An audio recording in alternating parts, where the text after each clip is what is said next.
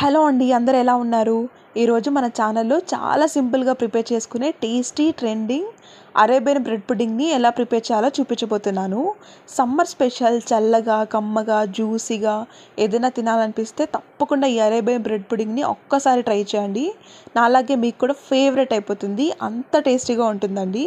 మరి ఇంకెందుకు ఆలస్యం, ప్రాసెస్లోకి అయితే వెళ్ళిపోదాం. దానికోసం స్టవ్ పైన పాన్ ఉంచి అందులోకి 1/2 లీటర్ వరకు పాలను వేసుకొని బాగా వేడి చేసుకోవాలి. స్టవ్ని మీడియం ఫ్లేమ్లో ఉంచినట్లయితే ఈ పాలు బాగా మరుగుతూ ఉంటాయి. ఈలోపు ఒక చిన్న బౌల్ని తీసుకొని అందులోకి 2 to 2.5 స్పూన్ వరకు కస్టర్డ్ పౌడర్ని అయితే వేసుకోవాలి. ఒకవేళ మీ దగ్గర కస్టర్డ్ పౌడర్ లేదు అనుకుంటే ఈ ప్లేస్లో మీరు కార్న్ఫ్లోర్ అంటే మొక్కజొన్న పొడిని కూడా యూజ్ చేయొచ్చు. ఇప్పుడు అందులోకి కొద్దిగా పాలను యాడ్ చేసుకుని ఈ విధంగా ఉండలేది కట్టకుండా 2 నిమిషాలు బాగా కలిపి పక్కన ఉంచుకోవాలి. ఈలోపు మన పాలు అనేది బాగా మరుగుతూ ఉంటాయి. ఇప్పుడు స్టవ్ అనేది కంప్లీట్గా లో ఫ్లేమ్లో ఉంచి మనం పక్కన ప్రిపేర్ చేసి పెట్టుకున్న కస్టర్డ్ పాలని మరొకసారి బాగా ఉండలేది లేకుండా కలుపుకొని ఈ పాలలోకి అయితే యాడ్ చేసేసుకోవాలి. ఇప్పుడు ఒక 5 మినిట్స్ ఈ విధంగా కలుపుతూనే ఉండాలి, లేదు అంటే మనకు ఉండలు కట్టేస్తాయి. ఈ విధంగా బాగా కలుపుకున్న తర్వాత నేను ఫ్లేవర్ కోసం 1 స్పూన్ వెనిలా ఎసెన్షియల్ని అయితే యూజ్ చేస్తున్నాను. మీ దగ్గర వెనిలా ఎసెన్షియల్ లేకపోతే మీ దగ్గర ఏ ఫ్లేవర్ ఉంటే ఆ ఫ్లేవర్నైనా యాడ్ చేసుకోవచ్చు. ఒకవేళ మీ దగ్గర ఏ ఫ్లేవర్ లేదు అనుకుంటే ఇలాచీ పౌడర్నైనా యూజ్ చేయొచ్చు, లేదనుకుంటే స్కిప్ చేయొచ్చు. ఈ విధంగా 2 మినిట్స్ బాగా కలుపుకున్న తర్వాత మీ టేస్ట్ లెవెల్ తగ్గట్టు షుగర్ని అయితే యాడ్ చేసుకోవాలి. నేనైతే ఒక 4 to 5 స్పూన్స్ వరకు షుగర్ని అయితే యాడ్ చేస్తున్నాను. ఈ విధంగా షుగర్ అనేది యాడ్ చేసిన తర్వాత మరొక 2 నిమిషాలు షుగర్ అనేది బాగా కలిసేలాగా ఈ విధంగా కలుపుకున్న తర్వాత క్రీమీ కన్సిస్టెన్సీ వచ్చే స్టేజ్లో స్టవ్ అనేది ఆఫ్ చేసి దీన్ని పూర్తిగా చల్లనివ్వాలి. ఇప్పుడు బ్రెడ్ పుడ్డింగ్ కోసం నేను ఒక 6 to 7 బ్రెడ్స్ని అయితే తీసుకొని ఈ విధంగా 4 సైడ్స్ బ్రౌన్ పార్ట్ ఏదైతే ఉందో దాన్ని అయితే తీసేస్తున్నాను. మీ దగ్గర మీకు నో ప్రాబ్లం అనుకుంటే బ్రౌన్ పార్ట్తో సహా మీరు యూజ్ చేసుకోవచ్చు.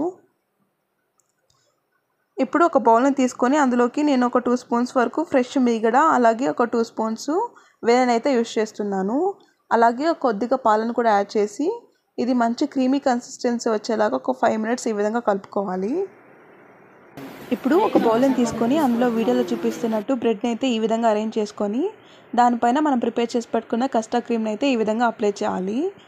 దాని తర్వాత మన దగ్గర ఉండే టూఫీ ఫ్రూటీ, అలాగే మీ దగ్గర ఏ డ్రై ఫ్రూట్స్ ఉంటే ఆ డ్రై ఫ్రూట్స్ని ఈ విధంగా యాడ్ చేసేసుకోవచ్చు. అలాగే మీకు ఇంట్రెస్ట్ ఉంటే ఏదైనా మీ దగ్గర ఫ్రూట్స్ ఉంటే వాటిని కూడా యాడ్ చేసుకోవచ్చు. లైక్ బనానా పీసెస్ కానీ, యాపిల్ పీసెస్ కానీ, పోమోగ్రానైట్ కానీ, అలా మీ దగ్గర ఏది ఉంటే దాన్ని యాడ్ చేయొచ్చు.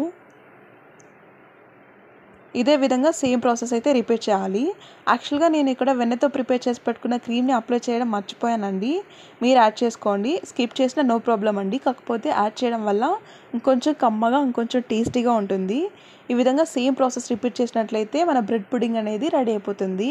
ఇప్పుడు ఫ్రిడ్జ్లో ఒక 20 to 30 మినిట్స్ ఈ విధంగా ఉంచి దాని తర్వాత మనం తీసుకున్నట్లయితే ఎంతో టేస్టీ జ్యూసీ బ్రెడ్ పుడ్డింగ్ అనేది రెడీ అయిపోయింది. చూసారు కదా ప్రాసెస్ అనేది ఎంత సింపులో.